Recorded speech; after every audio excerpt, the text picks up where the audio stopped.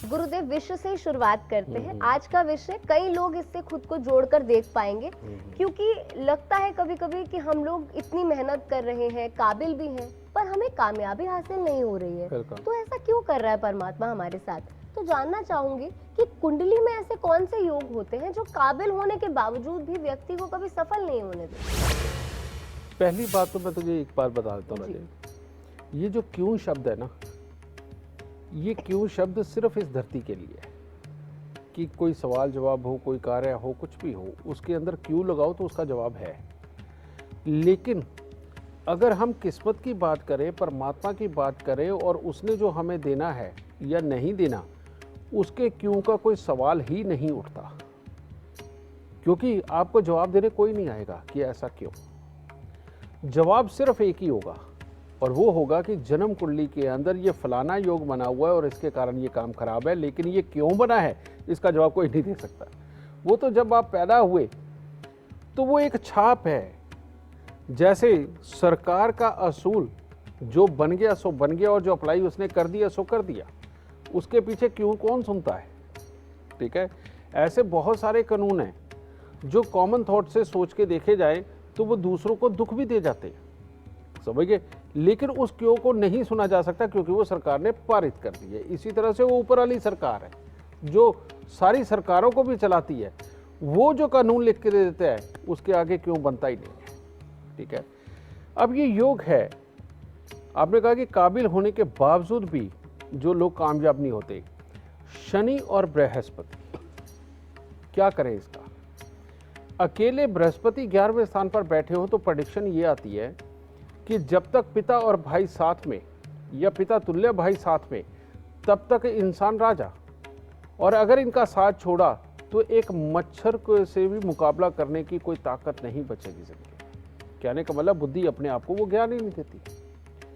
और ये महायोग जो खराब बन जाता है वो कैसे? अगर शनि देव खराब अवस्था के अंदर धन भाव में हो और उनकी पूर्ण दृष्टि 11वें घर के अंदर बैठे हुए बृहस्पति पे हो, तो ऐसा इंसान को कहा जाता है मुर्दा दिल, यानी कि ऐसा इंसान बहुत जल्दी डरने वाला भी होता है, बहुत जल्दी आवेश में आने वाला भी होता है। ऐसे इंसान को जिंदगी में कितना भी लिखाया पढ़ाया जाए, कुछ भी सुनाया जाए, वो इंसान किसी काम को कभी पूरा नहीं कर पाता। ऐसा इंसान अगर अभी रोके हटा है, उसकी पसंद का उसे माहौल मिलते ही वो खिलखिला करके हंसता भी है। और ऐसे इंसान को समझदारी कितनी भी सिखा लो, वो जब अपना व्यवहार करेगा तो ऐसे लगेगा इससे समझदार इंसान ही कोई नहीं।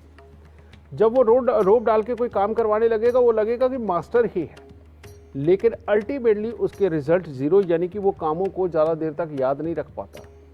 और यही वो लोग होते हैं जो रोज़ काम की तैयारी करते हैं लेकिन कोई काम नहीं कर पाते। ये योगी ऐसा खराब है। और जबकि इनके साथ बात की जाए तो इनसे अच्छा ज्ञानी कोई नहीं। कर्म की बात की जाए, इनको सारी दुनिया की नॉलेज है। इनके साथ मैनेजमेंट की बात की जाए तो इनसे अच्छा एडवाइस कोई नहीं देता। और किसी भी तरह के टेक्निकल काम करने हो तो इनको पहले से पता होता है। ये सारे गुण इनके अंदर होने के बावजूद ये कभी काम नहीं कर पाते। एक तो ये योग बड़ा खराब है। एक और योग का मैं जिक्र करूंगा, पता नहीं इसका सवाल कब पूछा जाएगा, लेकिन ये योग बड़ा खराब होने के कारण ये बताना बहुत ज़रूरी है।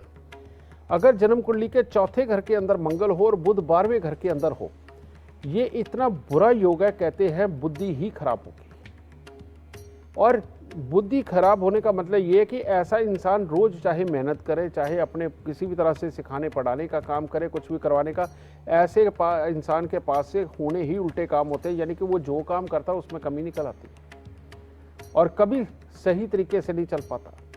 और ऐसा इंसान जिसके साथ भी जुड़ा हुआ होता है उसके दुखों का ये कारण ही बनता है, क्योंकि इसके पास से कुदरती तौर पे होने ही गलत काम होते हैं।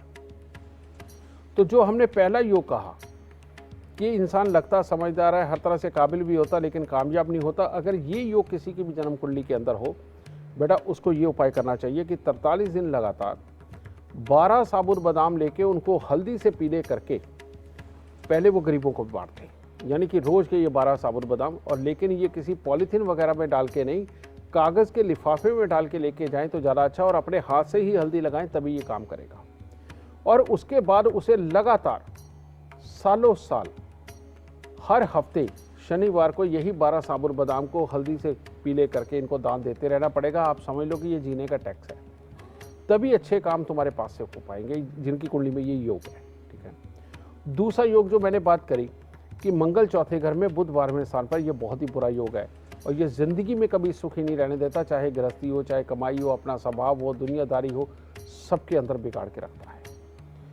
अगर इस तरह का योग जिसकी कुंडली के अंदर हो बेटा, चाहे वो लड़का हो चाहे लड़की, दोनों बराबर के दुखी होते हैं, या ये लगा लो कि दूसरों के दुखों का कारण भी होते हैं। तो इसका इलाज बेहद ज़्यादा ज़रूरी है। मर्द हो औरत हो बेटा, उसको बीच में से अपना नाक छिदवाना चाहिए 96 दिन के लिए। गले के अंदर पीले रंग का धागा धारण करना और उसके अंदर तांबे का छेद वाला पैसा धारण करना हमेशा के लिए बहुत ज़रूरी है। और 43 दिन लगातार खाली मटका ढक्कन लगा के उसको जल प्रवाह करना, और उसके बाद में 43 हफ्ते यानी कि 43 बुधवार खाली मटके को ढक्कन लगा के जल प्रवाह करना बहुत ज़रूरी है। और हर मंगलवार को 400 ग्राम चावल दूध के साथ धो के उनको जल प्रवाह करें। जब तक ये उपाय नहीं होंगे ये बुरा नसीब नहीं जाएगा दूर। और चाहे कितनी भी जगह से क्यों पूछते फिरो, कितने भी मंदिरों पे जाकर के परमात्मा के सामने खड़े होके क्यों पूछ के हार जो, कहीं से जवाब नहीं आने वाला बेटा। क्योंकि परमात्मा जो लिख देता है ना, उसका जवाब देने स्वयं धरती पे नहीं आता।